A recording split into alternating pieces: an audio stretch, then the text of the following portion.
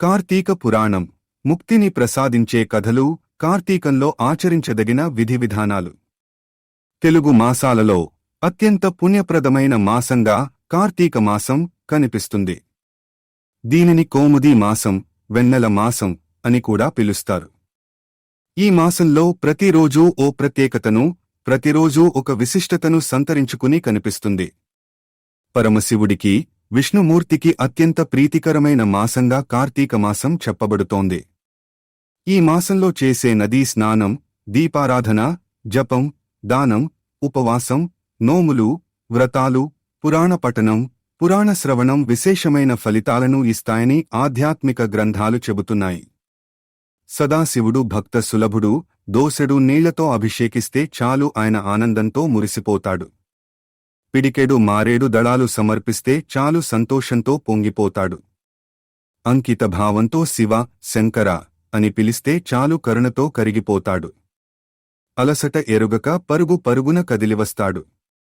తనని పూజించిన, సేవించిన భక్తుల కోరికలను నెరవేర్చడం కోసం వరాల వర్షం కురిపిస్తాడు. అలాంటి ఈ మాసంలో విష్ణుమూర్తి దామోదరుడు అనే పేరుతో పూజాభిషేకాలు అందుకుంటూ ఉంటాడు. భక్తులను అనుగ్రహించే విషయంలో ఆయన శంకరుడితో పోటీపడుతూ ఉంటాడు. ఇక వ్రతాలు, నోముల పేరుతో ఇటు పార్వతీదేవి, అటు లక్ష్మీదేవి కూడా ఈ మాసంలో పూజలు అందుకుంటూ ఉంటారు. స్త్రీలు కోరుకునే సౌభాగ్యాన్ని, సిరిసంపదలను అనుగ్రహిస్తారు. ఇలా దేవతల ఆరాధన త్వరగా ఫలించి వాళ్ల అనుగ్రహాన్ని తేలికగా అందించే శక్తి కార్తీక మాసానికి మాత్రమే ఉంది. ఎన్నో యజ్ఞయాగాలు, జపతపాల వలన లభించే ఫలితం కార్తీక మాసంలో చేసే తేలికపాటి పూజాభిషేకాలతో పొందవచ్చని శాస్త్రాలు స్పష్టం చేస్తున్నాయి. అందువలన అడుగడుగునా ఆధ్యాత్మిక పరిమళాలను వెదజల్లే కార్తీక మాసంలో భగవంతుడి అనుగ్రహాన్ని పొందే అవకాశాలను ఎలాంటి పరిస్థితుల్లోనూ వదులుకోకూడదు. కార్తీక మాసంలో అత్యంత పుణ్యప్రదమైనవిగా పురాణ పఠనం, పురాణ శ్రవణం కనిపిస్తాయి. ఈ మాసంలో కార్తీక పురాణం చదవడం వలన విశేషమైన ఫలితాలు లభిస్తాయి. కార్తీక మాసం యొక్క విశిష్టత మనకి పురాణాలలోనూ కనిపిస్తుంది. కార్తీక మాసం యొక్క గొప్పతనమేమిటి? ఈ పురాణంలోని విశేషాలను ఎవరితో చెప్పారు? ఈ పురాణంలో దాగిన అంశాలు ఎలాంటివి? కార్తీక పురాణం చదవడం వలన, వినడం వలన ఎలాంటి ఫలితాలు కలుగుతాయి అనేది ఇప్పుడు మనం కథల ద్వారా తెలుసుకుందాం. ముందుగా కార్తీకంలో ఆచరించదగిన విధివిధానాలను గురించి తెలుసుకుందాం. గతంలో పృథు చక్రవర్తి కార్తీక మాస విధివిధానాలను గురించి వివరించవలసిందిగా నారద మహర్షిని కోరతాడు. ఆయన ప్రశ్నకి సమాధానంగా నారదుడు చెప్పడం మొదలుపెడతాడు. ఓ రాజా, కార్తీక వ్రతాన్ని ఆశ్వీయుజ శుద్ధ ఏకాదశి రోజునే ఆరంభించాలి. ముఖమును, నాలుకను ఎప్పుడూ కూడా శుభ్రంగా ఉంచుకోవాలి. సూర్యోదయానికి ముందుగా నదీ స్నానం చేసి, ఆ తరువాత శివాలయానికి గాని, విష్ణు ఆలయానికి గాని వెళ్లి స్వామి దర్శనం చేసుకోవాలి. స్వామి లీలా విశేషాలను గురించి గానం చేస్తూ ఆనందించాలి.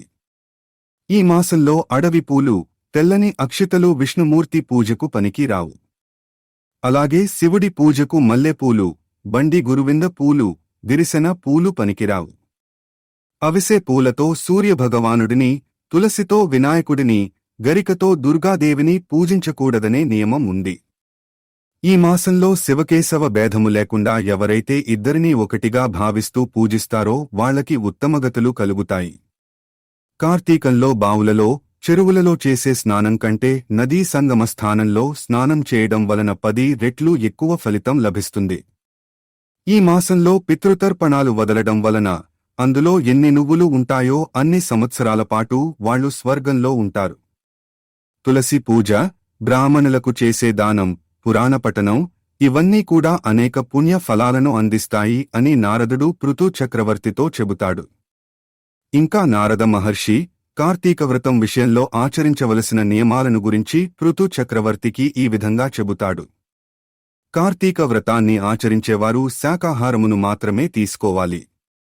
ఏ విషయంలోనైనా ఎవరినీ కూడా నిందించకూడదు. విష్ణువ్రతం చేసేవారు గుమ్మడికాయ, పుచ్చకాయ, వంకాయ వంటి వాటిని తినకూడదు. ఉసిరికాయను అసలే తినకూడదు. ఆకులలోనే భోజనం చేయాలి. బ్రహ్మచర్యాన్ని పాటిస్తూ నేలపైనే నిద్రించాలి. కార్తీక వ్రతాన్ని ఆచరించేవారి దరిదాపులలోకి కూడా యమభటులు రాలేరు. ఈ వ్రతాన్ని ఆచరించినవారు వైకుంఠానికి చేరుకుంటారు. యజ్ఞయాగాలకు మించిన ఫలితాన్ని కార్తీక వ్రతం ఇస్తుందని అంటారు. కార్తీక వ్రతాన్ని ఆచరించేవారి కనుచూపు మేరలో కూడా భూత ప్రేతాలు సంచరించలేవు. ఎన్నో తీర్థయాత్రలు చేస్తే కలిగే ఫలితం కార్తీక వ్రతం చేయడం వలన కలుగుతుంది. కార్తీక శుద్ధ చతుర్థి రోజున ఉద్యాపనం చేయాలి. లక్ష్మీ సమేతుడైన విష్ణుమూర్తిని పూజించాలి. లక్ష్మీనారాయణులకు ప్రీతికరమైన నైవేద్యాలను సమర్పించి ఆ మరుసటి రోజున బ్రాహ్మణ సమారాధన చేసి దక్షిణ తాంబూలాలను ఇవ్వాలి. ఈ విధానంగా చేయడం వలన 7 జన్మలుగా వెంటాడుతున్న పాపాలు నశిస్తాయి. వైకుంఠ ప్రాప్తి కలుగుతుంది అని పృథు చక్రవర్తికి నారద మహర్షి వివరిస్తాడు.